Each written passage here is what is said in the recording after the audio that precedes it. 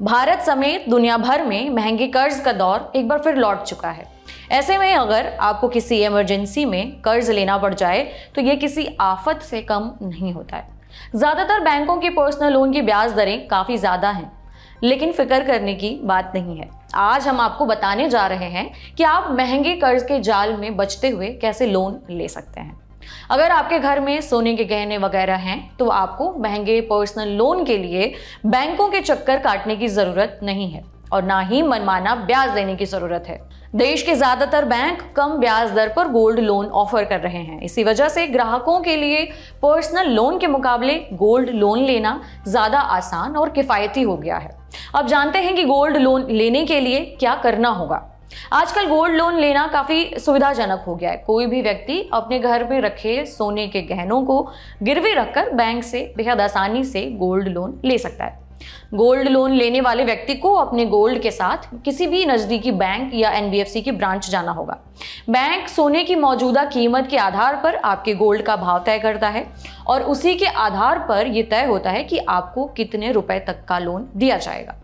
Form पर sign करने के बाद ग्राहक के सामने ही उसके सोने को सील करके बैंक जमा कर लेता है। गोल्ड लोन की खास बात यह है कि गोल्ड बेचे बिना ही आपके पैसे की जरूरतें पूरी हो जाती हैं। पर्सनल लोन के मुकाबले बैंकों से गोल्ड लोन मिलना काफी आसान होता है। बैंक सिर्फ केवाईसी और कुछ अन्य जरूरी दस्तावेजों के वेरिफिकेशन के बाद हाथों हाथ आपको गोल्ड लोन की रकम दे देते हैं। गोल्ड लोन पर ब्याज दरें पर्सनल लोन के मुकाबले काफी कम है।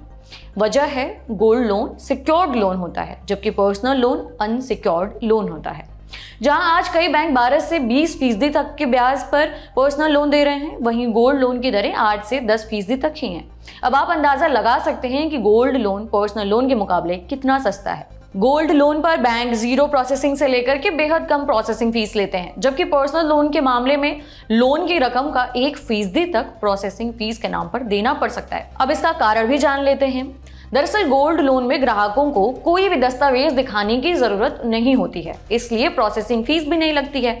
ज्यादातर गोल्ड लोन में कंपनियां कर्जदारों से आय का प्रमाण नहीं मांगती हैं, क्योंकि बैंकों के पास ग्राहक अपना सोना रख जाता है, इसलिए पैसे डूबने का डर नहीं होता है।